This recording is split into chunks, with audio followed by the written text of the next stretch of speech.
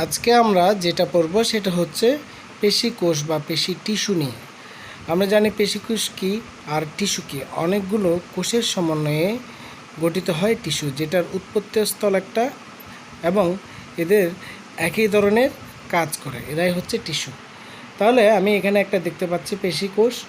পেশিকোষ মায়োব্লাস্ট কোষ থেকে তন্তুর মতো লম্বা এক ধরনের কোষ। তাহলে পেশিকোষ সৃষ্টি হয় থেকে মায়োব্লাস্ট নামক কোষ থেকে সৃষ্টি হয়।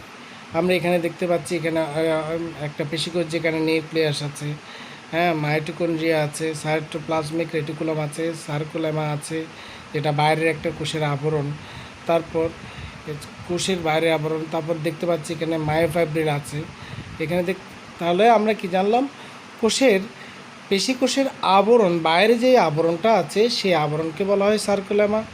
আবার কোষের ভিতর যে অর্ধস্বচ্ছ তরলপদার্থ আছে তাকে বলা হয় সার্কোপ্লাজম। সার্কোপ্লাজমের মধ্যে অসংখ্য দন্ডাকার আমরা যেগুলো দেখতে পাচ্ছি এগুলো হচ্ছে মায়োফাইব্রিল। তার মানে সার্কোপ্লাজমের মধ্যে থাকে অসংখ্য মায়োফাইব্রিল। এই মায়োফাইব্রিল দুই ধরনের প্রোটিন দ্বারা গঠিত, একটা হচ্ছে অ্যাক্টিন এবং মায়োসিন। এখানে মায়োসিস দেওয়া আছে, মায়োসিস না, এটা হবে মায়োসিন। ওকে, তাহলে আমরা কি দেখতে পেলাম? একটা পেশিকোষ, পেশিকোষের মধ্যে অনেক কিছু আছে, নিউক্লিয়াস, সার্কোপ্লাজমিক রেটিকুলাম, সার্কুলেমা, সার্কোপ্লাজম এবং মায়োফাইব্রিল। পেশি টিস্যু সাধারণত তিন ধরনের হয়। আমরা ক্লাস 9-10 থেকে পড়ে আসছি। একটা হচ্ছে মসৃণ বা অনৈচ্ছিক পেশি, যেটা আমরা নিজের ইচ্ছা অনুযায়ী কাজ করতে পারি না। যে এটা কোথায় থাকে? আমাদের সাধারণত পাকস্থলীর মধ্যে, ক্ষুদ্রাঞ্চ এবং বৃহদাঞ্চের মধ্যে থাকে। আরেকটা হচ্ছে হৃৎপেশি, যেটা আমাদের কোথায় থাকে? হৃৎপিণ্ডের মধ্যে থাকে। আবার একটা হচ্ছে রৈখিক বা ঐচ্ছিক পেশি, যেটা রৈখিক আকারে আছে, আমরা দেখতে পাচ্ছি, যেটা আমাদের কোথায় থাকে? বাহুর মধ্যে। আমরা যেই বাইসেপস, ট্রাইসেপস এবং পায়ের পেশি, সেখানের মধ্যে থাকে ঐচ্ছিক পেশি। এখন আমরা প্রথমে যেটা পড়ব, নন অ্যাস্ট্রেটেড মাসেল বা অনৈচ্ছিক পেশি। অনৈচ্ছিক পেশি মাকু আকৃতির। মাকু আকৃতির বলতে কি? তার দুই প্রান্ত সূচালো এবং মাঝখানে কি মোটা। আমরা যেগুলো দেখছি, প্রতি কোষে একটি করে নিউক্লিয়াস থাকে, আড়াআড়ি কোনো ধরনের রেখা থাকে না। তার মানে আমরা কি দেখলাম? মাকু আকৃতির, যেটা দুই প্রান্ত সূচালো এবং মাঝখানে মোটা, এবং এখানে কোনো ধরনের নিউক্লিয়াস আমরা দেখতে পাচ্ছি না, এবং এর মধ্যে কোনো আড়াআড়ি কোনো দাগ থাকে না। এটা কোথায় থাকে? পৌষ্টিকনালী, শ্বাসনালী, মূত্রথলি, প্রসব অঙ্গের প্রাচীরে এই পেশি থাকে। তাহলে এই পেশি কোথায় থাকে? আমরা জানলাম পৌষ্টিকনালী, শ্বাসনালী, মূত্রথলি, প্রসব অঙ্গ। আমরা দেখতে পাচ্ছি চিত্রের মধ্যে পৌষ্টিকনালীর মধ্যে থাকে, আবার শ্বাসনালীর মধ্যেও থাকবে, আবার কোথায়? মূত্রথলির মধ্যে থাকে। এর কাজ হচ্ছে কি? এর কাজের মধ্যে প্রথম কাজ সেটা হচ্ছে এর সংকোচন ক্ষমতা ধীরে হয়। এর সংকোচন ক্ষমতা ধীরে হয়, প্রাণীর ইচ্ছাতে হয় না। তার মানে আমরা এই অনৈচ্ছিক পেশি দ্বারা আমরা ইচ্ছা অনুযায়ী আমরা নাড়াচাড়া করতে পারি না। আমরা চাইলে পৌষ্টিকনালী বা শ্বাসনালীকে বলতে পারি না তুমি নড়ো নিজের ইচ্ছা মতো। এখন আমরা যেটা পড়বো সেটা হচ্ছে হৃৎপেশি। আমরা দেখতে পাচ্ছি হৃৎপেশি, চিহ্নিত চিত্র। গঠন রৈখিক পেশির মতো, কিন্তু কাজ করে মসৃণ পেশির মতো। এই হৃৎপেশি। আমরা এখানে দেখছি হৃৎপেশি অনেকগুলো অনুপ্রস্থ রেখা দ্বারা আছে। হৃৎপেশির মধ্যে অনেকগুলো অনুপ্রস্থ মানে কি? প্রস্থ আকারের অনুপ্রস্থ মানে হচ্ছে প্রস্থ বরাবর রেখা আছে অনেকগুলো, দেখতে পাচ্ছি প্রতিটা পেশির মধ্যে। তারপর এর ভিতরে আরও অনেক কিছুই আছে যেটা আমরা দেখতে পাবো। সাধারণত এর মধ্যে আরও দেখতে পাই আমরা নিউক্লিয়াস কোষের কোথায় অবস্থান করবে? কেন্দ্রে। আমি যদি এখানে যদি হৃৎপেশি দেখি, তাহলে নিউক্লিয়াসটা কেন্দ্রে অবস্থান করছে। কোষগুলোর সংযোগস্থলে কোষ পর্দা সন্নিবিষ্ট হয়ে ইন্টারক্যালেটেড ডিস্ক গঠন করে। আমরা দেখতে পাচ্ছি ইন্টারক্যালেটেড ডিস্ক একটু কম্পন মতো একটা অঙ্কিত। এটা কোষ পর্দা কোষের একটা কোষের সাথে আরেকটা কোষের সংযোগস্থলে ঘনসন্নিবিষ্ট হয়ে ইন্টারক্যালেটেড ডিস্ক গঠন করেছে, যেটা অনন্য একটা বৈশিষ্ট্য এই হৃৎপেশির। তারপরে আমরা দেখছি এখানে সার্কুলেমা, সবার বাইরে কি আছে যে আবরণ, তার নাম হচ্ছে সার্কুলেমা, এবং সার্কোপ্লাজমও আছে। এটার কাজ হচ্ছে সংকোচন প্রসারণে সহায়তা করে। ঐচ্ছিক পেশি মূলত কি, যেটা অসংখ্য কি পেশিগুচ্ছ নিয়ে গঠিত, অসংখ্য পেশি তন্তু নিয়ে গঠিত। ঐচ্ছিক পেশি আমরা এখানে দেখতে পাচ্ছি অসংখ্য তন্তুর একটা বান্ডিল আমরা এখানে দেখতে পাচ্ছি, একটা বের করা অবশ্যই দেখতে পাচ্ছি। এই পেশিতন্তুর গুচ্ছকে ফেসিকুলাস বলে। এই আমি একটা বের করা একটা গুচ্ছ আমি দেখতে পাচ্ছি, এগুলো অসংখ্য তন্তুর সমন্বয়ে গঠিত একটা আঁটি বা গুচ্ছ, যেটার একটা বের করা দেখা যাচ্ছে, সেটার নাম হচ্ছে ফেসিকুলাস। তার মানে এই পেশিগুচ্ছগুলোকে সবগুলোকে বলা হয় কি ফেসিকুলাস, এবং এই ফেসিকুলাসের বাইরের আবরণকে বলা হয় পেরিমাইসিয়াম। কী বলা হয়? পেরিমাইসিলিয়াম। প্রতিটি গুচ্ছের বাইরে যে আবরণ থাকে তাকে বলে পেরিমাইসিয়াম। আবার প্রতিটি কোষে একাধিক নিউক্লিয়াস থাকে, আমি দেখতে পাচ্ছি যে ব্লু কালারের, এগুলো হচ্ছে একটা পরিধির দিকে নিউক্লিয়াস দেখতে পাচ্ছি। আবার এগুলো কোথায় দেখা যায়? চোখ, জিহ্বা এবং কি গলবিলে পাওয়া যায়। ঐচ্ছিক পেশি, যেটার ঐচ্ছিক পেশির সবচেয়ে বড় যে বৈশিষ্ট্যটা হচ্ছে সেটা হচ্ছে এটা আমরা নিজের ইচ্ছা মতো আমরা নাড়াচাড়া করতে পারি। চোখ, যেমন ধরো চোখ, জিহ্বা, গলবিল সংকোচন ক্ষমতা খুব দ্রুত এবং কি শক্তিশালী, এবং এটা আমরা খুব শক্তিশালী এবং কি খুব দ্রুত এটা সংকোচন ক্ষমতা রয়েছে, এবং আমরা এটা যার ফলে খুব সহজে ইচ্ছা অনুযায়ী আমরা সেটাকে নাড়াচাড়া করতে পারি। যে কোনো ধরনের কাজ করার সময় সংকোচন প্রসারণ ইচ্ছা অনুযায়ী আমরা এটাকে নিয়ন্ত্রণ করতে পারি, যার নাম ফলে হচ্ছে এটার নাম হচ্ছে ঐচ্ছিক পেশি। চিহ্নিত পেশির প্রকারভেদ। এখন আমরা যেটা বলছি সেটা হচ্ছে চিহ্নিত পেশির প্রকারভেদ। কাজের ভিত্তিতে চিহ্নিত বা ঐচ্ছিক পেশি বিভিন্ন ধরনের হয়। যেমন প্রথমে যেটা হচ্ছে ফ্লেক্সর পেশি। এই পেশি দেহের কোনো অংশকে অপর কোনো অংশের উপর ভাঁজ হতে সাহায্য করে। যেমন বাইসেপস পুরো বাহুকে ঊর্ধ্ববাহুর উপর ভাঁজ হতে সহায়তা করে। বাইসেপস আমরা দেখতে পাচ্ছি চিত্রের মধ্যে, বাইসেপস কোনটা? হাতের ঠিক উপরের যে অংশ সেটার নাম হচ্ছে বাইসেপস। এখন হচ্ছে এক্সটেনসর পেশি। এই পেশি ভাঁজ করা অংশকে পুনরায় সোজা হতে সাহায্য করে। যেমন ফ্লেক্সর পেশি বা বাইসেপস পেশি যেমন সংকোচনের মাধ্যমে হাতকে বাঁকিয়ে ফেলতে সাহায্য করেছিল, এই এক্সটেনসর পেশি বা ট্রাইসেপস পেশি সেই পেশিকে আবার টেনে প্রসারিত করে পুরো বাহুকে সোজা করতে সাহায্য করে। তাহলে আমরা বুঝতে পেরেছি ফ্লেক্সর পেশি এবং কি এক্সটেনসর পেশি কি। এখন আমরা পড়ব অ্যাবডাক্টর পেশি। এটি দেহের কোনো অংশকে দেহের অক্ষ থেকে দূরে সরে যেতে সহায়তা করে। যেমন ডেল্টয়েড হাতকে সামনে প্রসারিত হতে সহায়তা করে। আমরা দেখতেই পাচ্ছি কোন জায়গায় ঠিক অ্যাবডাক্টর পেশি আছে। আমরা দেখতে পাচ্ছি হাতের ঠিক জয়েন্টের যে কাঁধের সাথে বাহুর বা যে জয়েন্ট আছে সেখানে কি আমাদের যেই পেশিটা আছে সেটার নাম হচ্ছে অ্যাবডাক্টর পেশি। এখন আমরা যেটা বলবো সেটা হচ্ছে অ্যাডাক্টর পেশি বা অ্যাডাক্টর মাসেল। এই পেশির দেহের কোনো অংশকে দেহ অক্ষের সাথে কাছে নিকটে আনতে সাহায্য করে। যেমন লেটিসিমাস ডরসি হাতকে পেছনে ও উপরে ওঠাতে সাহায্য করে। আমরা দেখতে পাচ্ছি হাতের সাথে যে পেশি আমাদের ঠিক পেছনে যে আমাদের যে বুকের পাঁজরের ঠিক পেছনে, সেটাই হচ্ছে কি আমাদের পেশি। এখন আমরা যেটা বলবো সেটা হচ্ছে ডিপ্রেসর পেশি। এটি দেহের কোনো অংশকে নিচে নামাতে অংশ নেয়। যেমন ডিপ্রেসর ম্যান্ডিবুলার নিম্নচলকে নিচের দিকে নামাতে সাহায্য করে, ফলে মুখ খুলতে পারে। আমরা দেখতেই পাচ্ছি ডিপ্রেসর পেশি ঠিক কোথায় অবস্থিত, আমাদের ঠিক কোথায়? গলবিলের উপরের অংশে, যেখানে আমাদের ঠিক কি ষড়যন্ত্র আছে, ঠিক ওখানে এই ডিপ্রেসর পেশিটা থাকে, যেটা ম্যান্ডিবুলার নিচের চোয়ালকে নামাতে সাহায্য করে। এখন আমরা পড়বো যেটার নাম হচ্ছে লিভেটর পেশি। এটি দেহের কোনো অংশকে উপরে উঠতে সাহায্য করে। যেমন ম্যাসেটর পেশি নিম্ন চোয়ালকে উপরের দিকে উঠতে সাহায্য করে, ফলে খোলা মুখ বন্ধ হয়ে যায়। আমরা দেখতে পাচ্ছি ম্যাসেটর পেশি কোন জায়গায় অবস্থিত এবং এটার কাজটাও কি আমরা পড়েছি।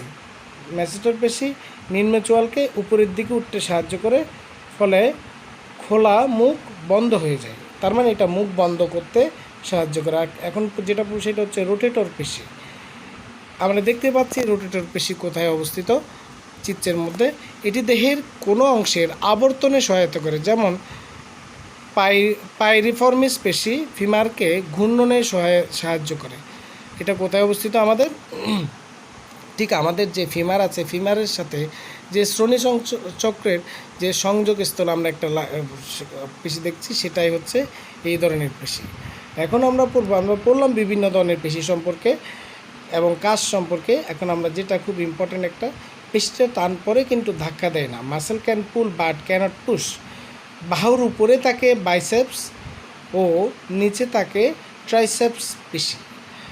বাইসেপস পেশি যখন সংকুচিত হয়ে কনুই সন্ধিকে বাঁকিয়ে আনে, ট্রাইসেপস পেশি সংকুচিত হয়ে কনুই সন্ধিকে প্রসারিত করে। আমরা দেখতে পাচ্ছি বাইসেপস পেশি যখন সংকুচিত হয়ে কনুই সন্ধিকে উপরে টেনে আনে, ঠিক ট্রাইসেপস পেশি বিপরীত দিকে আবার কি এটাকে টেনে এনে প্রসারিত করে, কনুই সন্ধিকে আবার কি করে প্রসারিত করে। একটা ঠিক অপোজিট।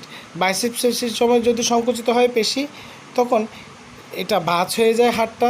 আবার ট্রাইসেপস পেশি সেই বাইসেপস পেশিকে আবার প্রসারিত করে হাড়টাকে আবার সোজা করে আনতে সাহায্য করে। তার মানে আমরা বুঝতেই পারছি পেশি টান পড়ে কিন্তু ধাক্কা দেয় না। পেশি ওই যে বাইসেপস পেশি যে সংকুচিত হয়েছিল, সেই সংকুচিত পেশিকে আবার প্রসারিত করে টেনে আনা হচ্ছে সেই ট্রাইসেপস পেশি। তার মানে পেশি একটার সাথে ইন্টার রিলেটেড থাকে, যেটা পরস্পরকে টেনে সোজা বা বাঁকা করতে পারে, একটার অপোজিট। এখন পিভট প্রচেষ্টা ও ভারের অবস্থানের ভিত্তিতে লিভার 3 রকম। তার মানে আমরা যেটা বলছি সেটা হচ্ছে লিভারের প্রকারভেদ। পিভট প্রচেষ্টা ও ভারের অবস্থানের ভিত্তিতে লিভার সাধারণত 3 ধরনের হয়।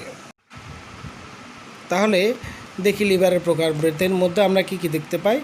এখানে 3টা জিনিস আমরা দেখতে পারবো অবস্থানের ভিত্তিতে। একটা হচ্ছে পিভট প্রচেষ্টা এবং ভারের অবস্থানের ভিত্তিতে। প্রথমে আমরা যেটা বলবো সেটা হচ্ছে প্রথম শ্রেণীর লিভার বা ফার্স্ট ক্লাস লিভার। পিভট ভার ও প্রচেষ্টার মাঝে অবস্থান করে। এই ধরনের লিভার দেখতে পাচ্ছি আমি, পিভটটা ভার এবং কি প্রচেষ্টা ঠিক মাঝখানে অবস্থিত হয়। এই ধরনের পিভট যেটা এই ধরনের কোথায় দেখা যায়, প্রথম কোষরুকাতে এই ধরনের লিভার দেখা যায়। কোথায় দেখা যায় বলছি, মাথার খুলি ও প্রথম কোষরুকার এই ধরনের লিভার দেখতে পাই। আমরা দেখতে পাচ্ছি ভার এবং প্রচেষ্টা মাথার খুলির মধ্যে মাঝখানে আছে পিভট। এখানে যে ধরনের লিভার দেখে সেটার নাম হচ্ছে কি পিভট, প্রথম শ্রেণীর লিভার। অল্প বল প্রয়োগে বেশি ফল পাওয়া যায়। এই শ্রেণীর লিভারের অল্প বল প্রয়োগে বেশি ফল পাওয়া যায়। এখন আমরা যেটা বলবো সেটা হচ্ছে দ্বিতীয় শ্রেণীর লিভার। ভারের অবস্থান পিভট ও প্রচেষ্টার মাঝে থাকে। এখানে ভারের অবস্থান হয় মাঝখানে এবং পিভট এবং কি প্রচেষ্টা দুপাশে থাকে। তার মানে ভারের অবস্থান হয় মাঝখানে। ঠেলাগাড়ির প্রকৃত উদাহরণ পায়ের আঙ্গুলের দাঁড়ালে দ্বিতীয় শ্রেণীর লিভার হয়। ঠেলাগাড়ির প্রকৃত উদাহরণ আমরা এখানে দেখতে পাচ্ছি। এখানে প্রচেষ্টা হচ্ছে আমরা যে হাতলটা ধরি ঠেলাগাড়ির ঠিক সেটা, এবং কি ভার হচ্ছে ঠিক উপরে থাকে, মাঝখানে থাকে যেটা, এবং একদম যেটার উপর ভারটা প্রয়োগ হয় সেটার নাম হচ্ছে পিভট। এই শ্রেণীর লিভারকে বলা হয় দ্বিতীয় শ্রেণীর লিভার। এটা আমরা কোথায় বডির সাথে কোথায় দেখতে পাই, সাধারণত কোথায়, পায়ের আঙ্গুলের দাঁড়ালে, পায়ের আঙ্গুলের মধ্যে আমি দেখতে পাচ্ছি পিভট হয় ঠিক পায়ের পাতার এখানে আঙ্গুলের মধ্যে, আর ভার হয় ঠিক বরাবর নিচের দিকে বরাবর, আর প্রচেষ্টা থাকে কোন দিকে, উপরের দিকে। দেখতে পাচ্ছি পায়ের মধ্যে পিভট থাকে ঠিক কোথায়, পায়ের পাতার মধ্যে, এবং ভারটা হয় এবং প্রচেষ্টাটা ঠিক উপরের দিকে থাকে। সামান্য প্রচেষ্টায় বেশি ওজনকে উপরে তুলতে সহজ হয়। এটার প্রচেষ্টাটা এই শ্রেণীর লিভারের মধ্যে প্রচেষ্টা থাকে অল্প, হ্যাঁ, বেশি ওজনকে আমরা এটার সাহায্যে আমরা তুলতে পারি। যেমন ধর আমরা পায়ের সাথে যখন আমরা কোনো ওজন তুলি তখন সেটা দেখা যায়। এখন আমরা পড়বো সেটা হচ্ছে তৃতীয় শ্রেণীর লিভার বা থার্ড ক্লাস লিভার। প্রচেষ্টা থাকে পিভট ও ভারের মাঝখানে। এখানে প্রচেষ্টা থাকবে ঠিক পিভট এবং ভারের মাঝখানে। উদাহরণ হচ্ছে নখ কাটার যন্ত্র, নেইল কাটার। আমরা যেটা বলি নেইল কাটার, আমাদের ভাঁজ করা বাহু এর উপযুক্ত উদাহরণ। হ্যাঁ, এখানে আমরা দেখি এই যে নেইল কাটারের মধ্যে দেখি এখানে প্রচেষ্টা থাকে ঠিক উপরের দিকে। হ্যাঁ, দেখো প্রচেষ্টা ঠিক উপরের দিকে। আমি নেইল কাটারের সাথে বাহুর সাথে আমি যদি কল্পনা করি, প্রচেষ্টাটা ঠিক উপরের দিকে, ভার থাকে ঠিক মুঠের ঠিক ওইদিকে নিচের দিকে, এবং পিভট থাকে ঠিক কোথায়, আমাদের ঠিক মাঝখানে, প্রচেষ্টা এবং ভারের মাঝখানে থাকে এই পিভট।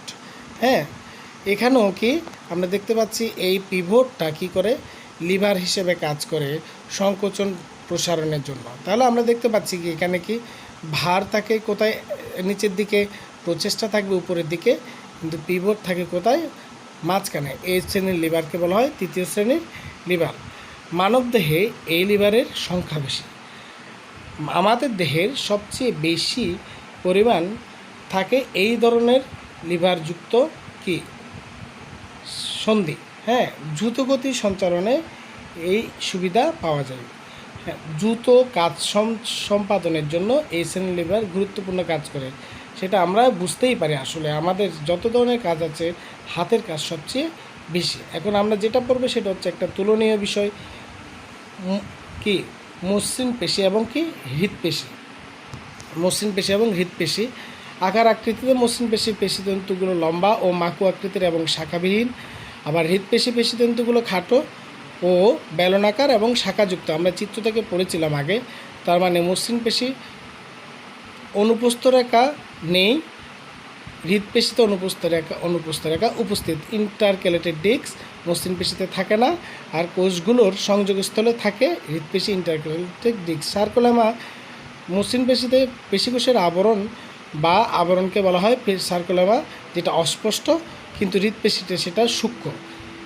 মসৃণ পেশিতে নিউক্লিয়াস কোষের চওড়া অংশে অবস্থান করে, আর হৃৎপেশি কোষের কেন্দ্রে অবস্থান করে। হ্যাঁ, আর মায়োফাইব্রিল মসৃণ পেশির দৈর্ঘ্য বরাবর বিস্তৃত, আবার হৃৎপেশিতে পরস্পর অনিয়মিতভাবে যুক্ত হয়ে জালিকা গঠন করে। আমরা দেখতে পারলাম যেটা হচ্ছে মসৃণ পেশি এবং হৃৎপেশির মধ্যে পার্থক্য, যেটা খুব ইম্পর্টেন্ট, পরীক্ষার মধ্যে আসে। এখন আমরা যেটা পড়ব, হাঁটু সঞ্চালনে পেশির ভূমিকা। হাঁটু সঞ্চালনে পেশি, হ্যাঁ, প্রথমে আমরা যেটা পড়ব সেটা হচ্ছে বক্রীকরণ পেশি বা ফ্লেক্সর মাসেল। বক্রীকরণ পেশি বা ফ্লেক্সর মাসেল। ফ্লেক্সর পেশি বা বক্রীকরণ পেশি দেখা যায় আমাদের ঠিক পায়ের গোড়ার পেছনে। ফ্লেক্সর যেখানে অবস্থিত, যেখানে হয় সেখানে আমরা জানি পায়ের ফ্লেক্সর হয় সাধারণত কোন দিকে, পেছনের দিকে। ফিমারের পেছনে হ্যামস্ট্রিং পেশি থাকে। হ্যামস্ট্রিং কথাটার অর্থ কী? হ্যামস্ট্রিং কথাটার অর্থ হচ্ছে এটা মূলত উৎপত্তি এবং কি সমাপ্তি একই জায়গায়, যার কারণে এটার নাম হয়েছে হ্যামস্ট্রিং পেশি। হ্যামস্ট্রিং পেশি আবার তিন ধরনের পেশি নিয়ে গঠিত। আমরা দেখতে পাচ্ছি সেটা হচ্ছে কি বাইসেপস ফিমোরিস। হ্যাঁ, তিন ধরনের পেশি। একটা হচ্ছে বাইসেপস ফিমোরিস, আর একটা হচ্ছে সেমি মেমব্রেনোনাস, আর একটা হচ্ছে সেমি টেন্ডিনোনাস। তাহলে এই হ্যামস্ট্রিং পেশি কয় ধরনের পেশি নিয়ে গঠিত? তিন ধরনের। একটা হচ্ছে বাইসেপস ফিমোরিস, সেমি মেমব্রেনোনাস, সেমি টেন্ডিনোনাস। হ্যাঁ, এগুলো মূলত ইসচিয়াম থেকে টিবিয়া পর্যন্ত যুক্ত থাকে। টিবিয়ার পেছনে থাকে গ্যাস্ট্রোকনোমিয়াস ও সোলিয়াস পেশি। আমরা দেখতে পাচ্ছি টিবিয়ার ঠিক পেছনে উপরের দিকে ভাঁজ হওয়া অংশকে সংকুচিত অংশ, যে মোটা অংশের আমরা দেখতে পাচ্ছি, সেটার নাম হচ্ছে কি? হ্যাঁ, সেটার নাম হচ্ছে গ্যাস্ট্রোকনোমিয়াস।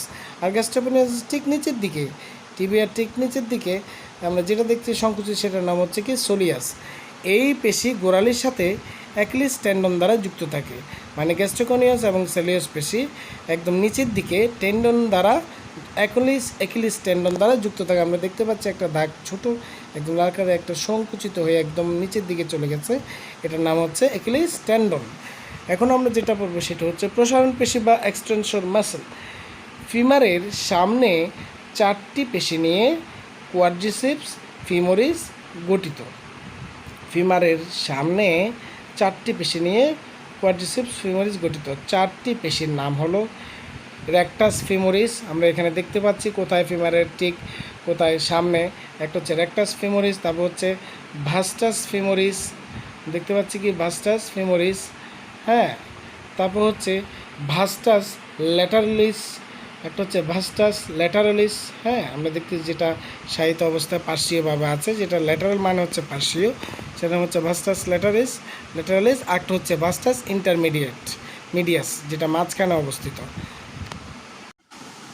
আর পেশিগুলোর চার ধরনের পেশি প্যাটেলা অস্থিতে এসে সংযুক্ত হয়। তার মানে এই চার ধরনের পেশি কোথায় এসে সংযুক্ত হয়? প্যাটেলা অস্থিতে এসে এরা কি হয়? সংযুক্ত হয়। আশা করি আজকের বিষয়গুলো বুঝতে পেরেছি। ধন্যবাদ সবাইকে।